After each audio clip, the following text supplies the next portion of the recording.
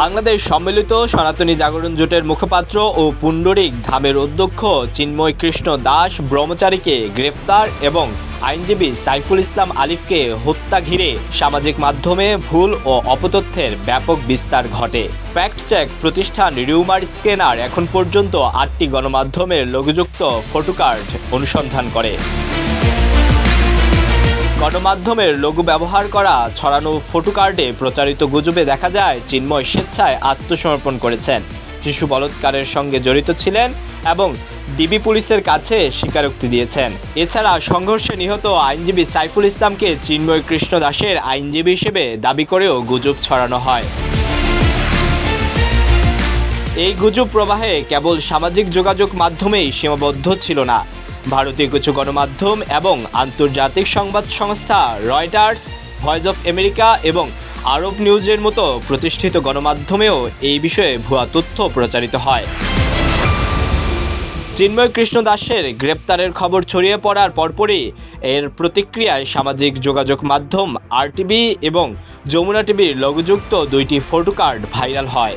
এতে দাবি করা হয় তিনি স্বেচ্ছায় আত্মসমর্পণ করেছেন, তবে গণমাধ্যম দুটির কোনো প্রতিবেদনে এমন তথ্য পাওয়া যায়নি। ফটোকার্ডগুলো ভুয়া বলে অনুসন্ধানে প্রমাণিত হয়। চিন্ময় কৃষ্ণ দাসকে আদালতে হাজির করার সময় সামাজিক যোগাযোগ মাধ্যম চ্যানেল 24-এর লোগোযুক্ত আরেকটি ভুয়া ফটোকার্ড ছড়িয়ে পড়ে। সেখানে দাবি করা হয় শিশু বলাৎকার এবং উস্কানিমূলক বক্তব্য দেওয়ার অভিযোগে তাকে গ্রেফতার করা হয়, কিন্তু চ্যানেল 24 এ ধরনের কোনো সংবাদ বা ফটোকার্ড প্রকাশ করেনি। এ সময় চিন্ময় কৃষ্ণ দাসের বিরুদ্ধে একটি নারী নির্যাতনের ভিডিও ভাইরাল হয়, তবে রিউমার স্ক্যানারের অনুসন্ধানে নিশ্চিত হওয়া যায় ভিডিওটি ভারতের এক ধর্মগুরু এবং ভিডিওটি চিন্ময় কৃষ্ণের সঙ্গে সম্পর্কিত নয়। চিন্ময় কৃষ্ণকে নিয়ে আদালতে শুনানি চলাকালে সামাজিক যোগাযোগ মাধ্যমে একটি দাবি ছড়িয়ে পড়ে। সেখানে বলা হয় তিনি ডিবির জিজ্ঞাসাবাদে স্বীকারোক্তি দিয়েছেন, শেখ হাসিনাকে দেশে ফিরিয়ে আনতে পারলে আমাদেরকে চট্টগ্রাম দিয়ে দেওয়া হবে এবং আমার কোনো দোষ নেই, আমাকে যা বলতে বলা হয়েছিল আমি বাধ্য হয়ে তাই বলেছি। এই দাবির সঙ্গে ডিবিসি এবং চ্যানেল 24-এর লোগোযুক্ত পৃথক ফটোকার্ডও ছড়িয়ে পড়ে, তবে অনুসন্ধানে এই ফটোকার্ডগুলো ভুয়া বলে প্রমাণিত হয়।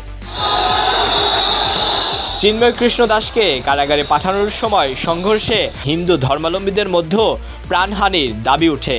বিভিন্ন পোস্টে নিহতদের নিয়ে বিভিন্ন সংখ্যা ছড়িয়ে পড়ে, তবে নির্ভরযোগ্য সূত্র বলছে আইনজীবী সাইফুল ইসলাম ছাড়া আর কোনো মৃত্যুর প্রমাণ পাওয়া যায়নি।